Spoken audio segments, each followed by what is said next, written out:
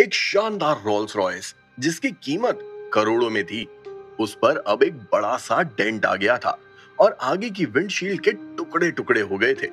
ये नजारा देखकर किसी को भी समझ नहीं आ रहा था कि उन्हें हंसना चाहिए या फिर रोना चाहिए, क्योंकि डिंपल के इस इम्पेशियंस हरकत की वजह से बेचारी कार की हालत खराब हो गई थी।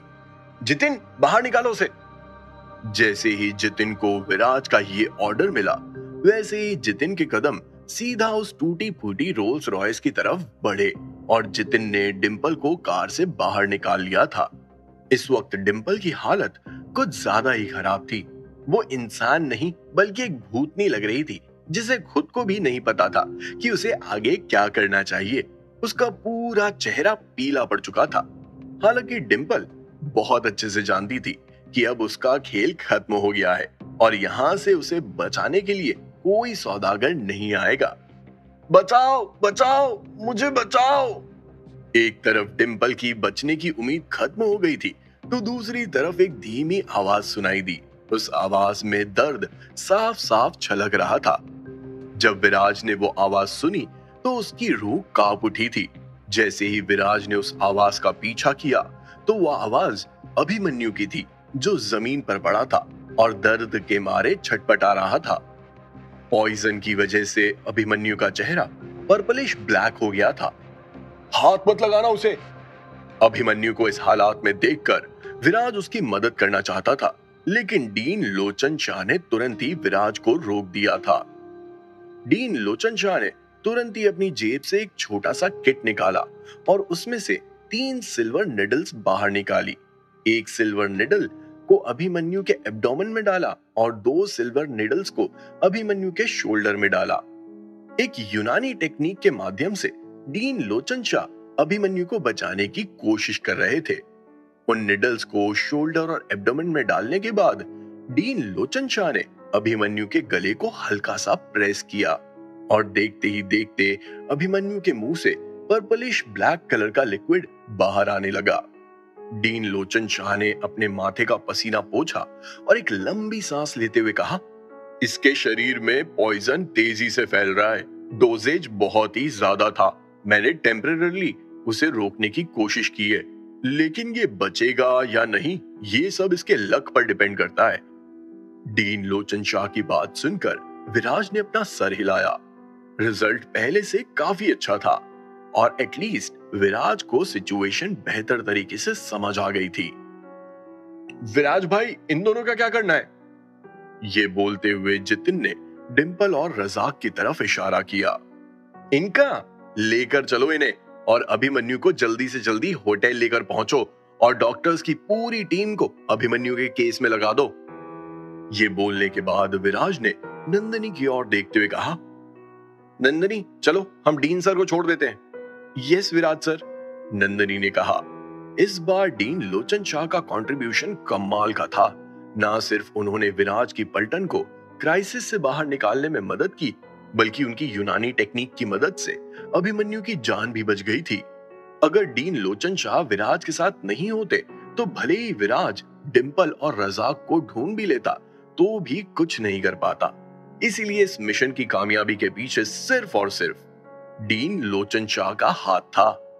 हालांकि विराज को पता था कि डीन लोचन शाह अपने कारनामों के रहस्य के बारे में किसी को भी नहीं बताएंगे, लेकिन उसके बाद भी कार से बाहर निकलने से पहले विराज ने डीन लोचन शाह से पूछ लिया था, अंकल शाह, आप काफी अमेजिंग है।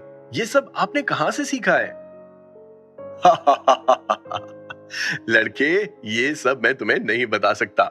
हाँ, अगर तुम मेरे चेले बन जाओगे तो इस सब में तुम्हें भी महारत हासिल हो जाएगी। डीन लोचन शाह की बात सुनकर विराज को लगा जैसे डीन लोचन शाह इनडायरेक्टली उसे चेले बनने के ऑफर को एक्सेप्ट करने के लिए कह रहे हैं। इसीलिए तुरंत ही विराज ने मुस्कुराते हुए कहा, हाँ मैं तैयार हूं। किसे पता था कि जैसे ही विराज अपनी बात बोल के खत्म करेगा, वैसे ही डीन लोचन शाह अपना हाथ ऊपर उठाते हुए कुछ इस तरह से अपना मुंह खोलेंगे, बेटा मेरा चेला हर कोई नहीं बन सकता है, मेरी कुछ कंडीशंस हैं। कंडीशंस? कौन सी कंडीशंस? विराज के मुंह से निकले इन शब्दों को सुनकर डीन लोचन शाह मुस्कुरा रहे थे। सबसे पहले तुम्हें 1 साल तक शरीर की मोहमाया, जिसे सेक्स कहते हैं, उससे दूर रहना होगा। दूसरी, ट्यूशन फीस के तौर पर तुम्हें मुझे 10 करोड़ रुपए देने होंगे। और तीसरी ये कि मैंने अभी तक तुम्हें चेला बनाने का विचार नहीं किया है। पहली और दूसरी शर्तों के बेसिस पर मैं तीसरी शर्त पर विचार करूंगा। डीन लोचन शाह की रिक्वेस्ट सुनकर नंदिनी का मुंह खुला का खुला रह गया था, स्पेशली दूसरी रिक्वेस्ट को सुनकर। इस बूढ़े आदमी ने अपनी एक्स्ट्रा ऑर्डिनरी साइड के दर्शन भी करा दिए थे। लेकिन सोचने वाली बात यह थी कि वास्तव में डीन लोचन शाह को पैसों में इंटरेस्ट था। ट्यूशन फीस के रूप में 10 करोड़ रुपए कुछ ज्यादा नहीं है। हालांकि विराज के लिए दूसरी वाली रिक्वेस्ट सबसे आसान रिक्वेस्ट थी। जिसके पास में 300 बिलियन का खजाना हो, उसके लिए 10 करोड़ रुपए क्या ही मायने रखते हैं। विराज उसे एक छोटा डोनेशन समझकर आगे बढ़ सकता था, लेकिन पहली शर्त सुनकर विराज हल्का सा बौखला गया था। हालांकि विराज तो पहले ही वर्जिन था, क्योंकि गरीब होने के चलते मोनिका ने उसे कभी हाथ तक नहीं लगाने दिया था। लेकिन अब तो विराज अमीर था। अब विराज 1 साल तक वर्जिन कैसे रह सकता था? क्या तुम डर गए? जब डीन लोचन शाह ने देखा कि विराज की तरफ से उन्हें कोई रिएक्शन नहीं मिला है, तो उन्होंने विराज की तरफ देखते हुए मजाकिया अंदाज में कहा और उसके बाद नंदिनी को देखते हुए बोले, यंग मैन, तुम्हारे पास ऐसी बला सी खूबसूरत महिला है कि तुम 1 साल तक अपने शरीर की गर्मी को शांत नहीं रख पाओगे। मेरी मानो तो इस शर्त को एक्सेप्ट मत करो। ये बोलते हुए डीन लोचन शाह ने कार का दरवाजा खोला और बाहर निकलने के लिए पूरी तरह से प्रिपेयर्ड थे। इससे पहले कि डीन लोचन शाह कार से बाहर निकलते, विराज ने तुरंत ही उनका हाथ पकड़ा और सीट की तरफ खींचते हुए बोला, अंकल शाह, अगर आप किसी शर्त के लिए मान जाओ और इस बीच आपसे कोई गलती हो जाए तो उसके लिए क्या सजा दी जाती है, ये मैं तुम्हें अभी नहीं बता सकता। अगर तुम वाकई में सीखना चाहते हो तो उन सब बारे में क्यों सोच रहे हो? क्या तुम्हारा विल पावर स्ट्रांग नहीं है, यंग मैन? मुस्कुराते हुए डीन लोचन शाह ने कहा और उसके बाद वो कार से बाहर निकले। ना जाने विराज को डीन लोचन शाह के तरीकों को सीखने की क्या आग लगी थी, लेकिन जैसे ही डीन लोचन शाह वहां से गए, वैसे ही विराज ने एक लंबी सांस ली। तभी अचानक से नंदिनी को बोलने का मौका मिला। विराज सर, हमें किसी भी कीमत पर अभिमन्यु को बचाना है। कंपनी के स्टॉक की प्राइसेस पर बहुत असर हो रहा है। ये बोलते हुए नंदिनी ने विराज को कंपनी का स्टॉक प्राइस दिखाया।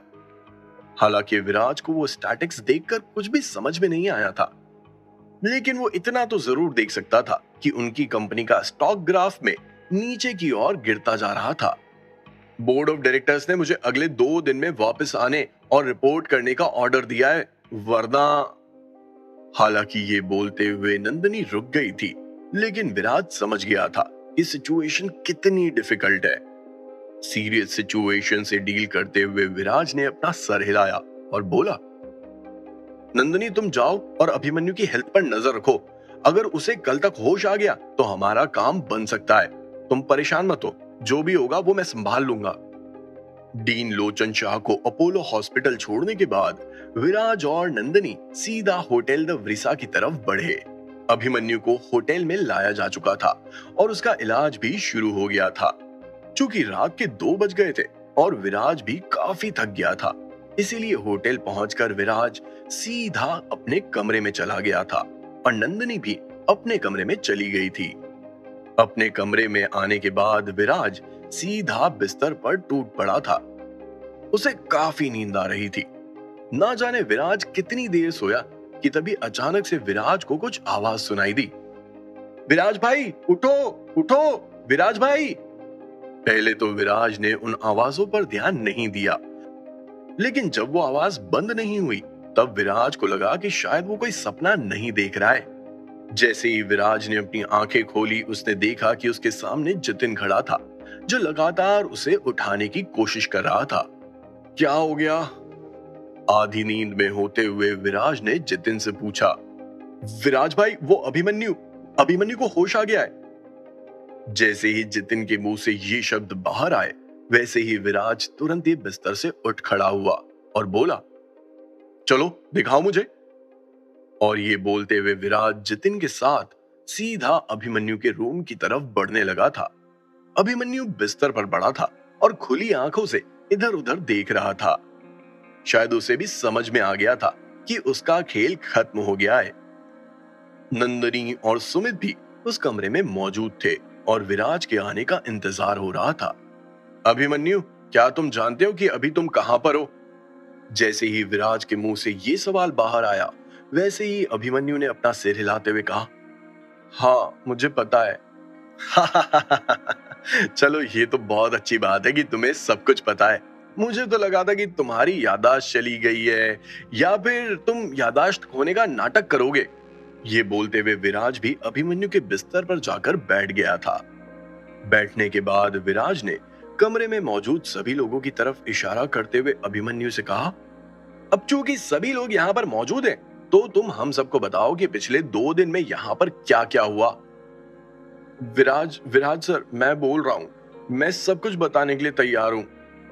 जब अभिमन्यु को एहसास हुआ कि अब यहां से उसका बचकर निकलना मुमकिन नहीं है और उसके साथ वाले उसे ही धोखा देना चाहते थे, तो अभिमन्यु अंदर ही अंदर काफी टूट गया था।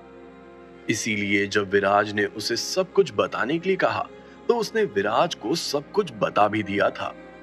दूसरे दिन की दोपहर को अभिमन्यु ने अपने आप को रूम नंबर 302 में लॉक कर दिया था और उसके बाद में एक टेक्निक का इस्तेमाल करते हुए वो रेस्टिंग मोड में चला गया था। लेकिन सभी को ऐसा लग रहा था जैसे उसकी मौत हो गई है। अब सवाल आता है कि अभिमन्यु ने ये सब क्यों किया? तो सबसे पहले तो चूंकि अभिमन्यु के सर से रिस्पॉन्सिबिलिटी चली गई थी, इसीलिए। और दूसरी वजह ये थी कि अभिमन्यु विराज से बदला लेना चाहता था। विराज सर, मैंने वो सब कुछ कर लिया जो मुझे करना था। अब आपकी बारी है। आपको मेरे साथ जो कुछ भी करना है आप कर सकते हो। जिंदगी और मौत की बैटल को एक्सपीरियंस करने के बाद से ही अभिमन्यु का एटीट्यूड पूरा बदल सा गया था।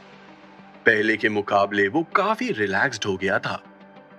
अभिमन्यु की बात सुनकर तुरंत ही विराज ने कड़क अंदाज में कहा, मैं चाहता हूं कि तुम होटल द व्रीसा के गेट पर जाकर खड़े हो और सारे रिपोर्टर्स, जर्नलिस्ट, टीवी स्टेशंस को यहां बुलाओ और उन सभी को बताओ जो तुमने किया। क्या तुम ये कर सकते हो? विराज को अभिमन्यु पर कोई दया नहीं आ रही थी और आनी भी नहीं चाहिए थी, क्योंकि जिस कंपनी ने उसे इतना काम दिया, नाम दिया, अभिमन्यु एक इंसान से बदले के चलते उस कंपनी को तबाह करने निकल पड़ा था। हाँ, मैं कर सकता हूं, अभिमन्यु ने फर्मली जवाब दिया। विराज ने अभिमन्यु को घूरते हुए कहा, अगर तुमने वो नहीं किया जो अभी हमारे सामने बोल रहे हो, तो क्या तुम टीवी वालों के सामने कोई नई कहानी तो पेश नहीं करोगे? विराज को शक था कि कहीं ये अभिमन्यु के प्लान का हिस्सा ना हो, इसीलिए विराज ने कड़क अंदाज में अभिमन्यु से डायरेक्टली पूछ लिया था। विराज सर, हालांकि मैं अभिमन्यु पराशर अच्छा इंसान नहीं हूँ, लेकिन मैं अपनी करंट सिचुएशन अच्छे से समझता हूँ। मेरे पास में और कोई भी रास्ता नहीं बचा है। ऊपर से आपने मेरी जान बचाकर मुझ पे एहसान किया है। मैं बस आपका ये एहसान चुकाना चाहता हूँ। अभिमन्यु की बात सुनकर तुरंत ही विराज ने अपना सिर हिलाते हुए कहा, चलो तुम्हारे में थोड़ी बहुत समझ तो अभी भी बाकी है।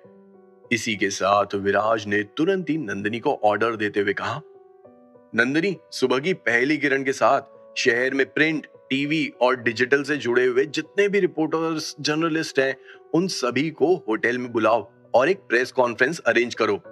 उस प्रेस कॉन्फ्रेंस में डिंपल और रजाक को भी पेश करो। क्या होगा आगे? क्या अभिमन्यु अपनी जबान से फिर से पलट जाएगा? क्या टीवी रिपोर्टर्स के सामने अभिमन्यु कुछ और ही कहानी बताएगा? क्या अभिमन्यु का प्लान अभी भी चल रहा था या फिर सब कुछ खत्म हो गया था और विराज ने इस मिशन को भी पूरा कर दिया था? आगे विराज के साथ क्या होने वाला था? इस कहानी में अभी और क्या बाकी था? जानने के लिए सुनिए cash on my mind, only on pocket FM।